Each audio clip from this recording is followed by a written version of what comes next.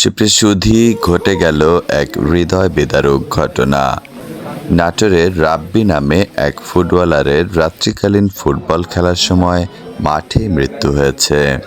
শনিবার ৩০ নভেম্বর রাত ৯:৩০টার দিকে নাটোর সদর উপজেলার চৌগাছা উচ্চ বিদ্যালয় মাঠে এই দুর্ঘটনা ঘটে। মৃত রাব্বি চৌগাছি গ্রামের আব্দুল হাইয়ের ছেলে। প্রত্যক্ষদর্শী ও চৌগাছি গ্রামবাসী জানান, নাটোর সদর উপজেলার চৌগাছি উচ্চ বিদ্যালয় মাঠে রাত্রিকালীন ফুটবল টুর্নামেন্ট আয়োজন করা হয়। শনিবার রাতে চৌগাছি দলের পক্ষে খেলতে নামে রাব্বি।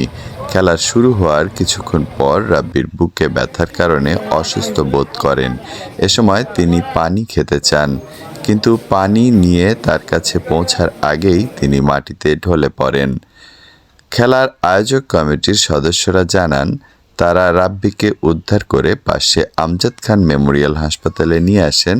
সেখানকার চিকিৎসক দ্রুত নাটোর সদর হাসপাতালে নিয়ে যাওয়ার পরামর্শ দেন। নাটোর সদর হাসপাতালে নিয়ে যাওয়ার পর কর্তব্যরত চিকিৎসক রাব্বিকে মৃত ঘোষণা করেন।